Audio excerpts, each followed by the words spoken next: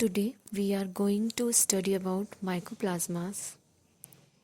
So, first of all, one question arising in our mind is that what is mycoplasma?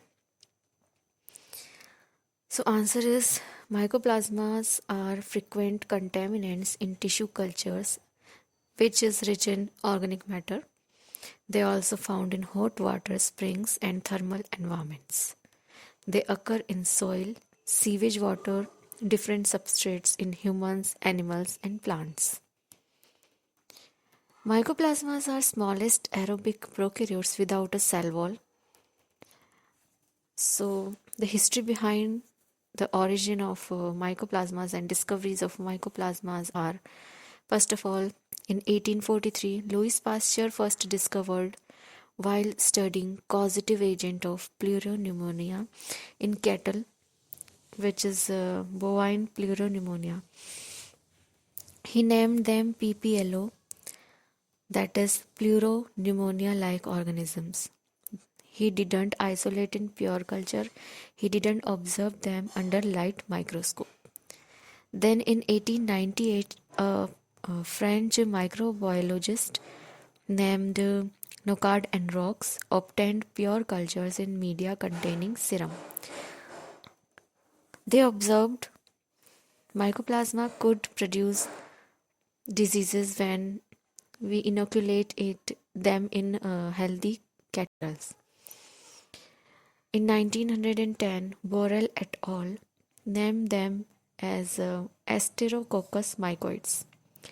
In 1929, Novak placed them in genus Mycoplasma, which belongs to class Mollicutes of order Mycoplasmatales. Now come to the classification of mycoplasmas. So on the basis of nutritional requirements, there are three genera of mycoplasmas. First is mycoplasma, second one is ecoliplasma, and third one is thermoplasma. So we are going to study about first one, that is mycoplasma. Mycoplasma require cholesterol for their growth incorporated in their cell membrane. They are parasitic. They infect mucous membranes and joints of humans and animals.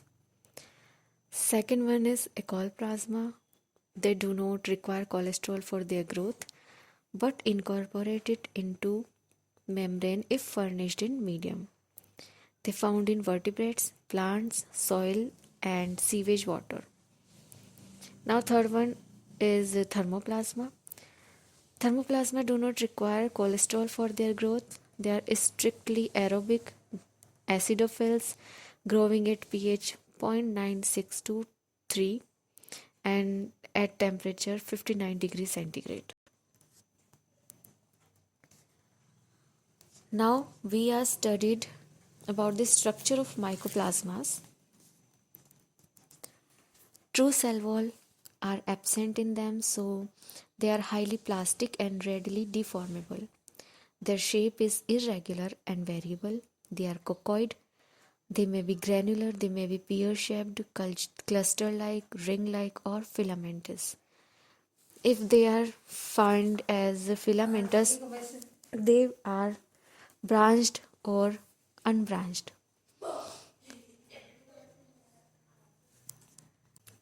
Their size are small, about diameter of 0.3 to 0.9 micrometer. Mycoplasmas pass through many filters due to their plastic nature, and they grow on media. They do not contain live tissue and considered as intermediate between bacteria and viruses. The cell wall is single layered, made up of lipoprotein that is 7.5 to 10 micrometer thick. Cytoplasm having ribosome and nucleoplasm like structures. As genetic material, they having a DNA up to 4% and RNA up to 8%, which is less than half usually occurs in other prokaryotes. Their G plus C content in DNA is 23 to 40%. Mycoplasma may be simplest form of life which is capable of independent growth and metabolism, chemically more close to bacteria than viruses. They are gram negative, stain slowly, non-motile. Some forms show gliding movements. They are maybe sensitive for some antibiotics and maybe insensitive to some antibiotics. So they are sensitive to antibiotic oxytetracycline, streptomycin, erythromycin and chloramphenicol. And they are insensitive to penicillin, ampicillin, methicillin due to absence of peptidoglycan cell wall. I am again repeating this point. Mycoplasmas are sensitive to oxytetracycline, streptomycin, erythromycin, chloramphenicol, and they are insensitive to penicillin, ampicillin, methicillin because of absence of peptidoglycan cell wall. Now they can cause some diseases which we are going to study in our next point.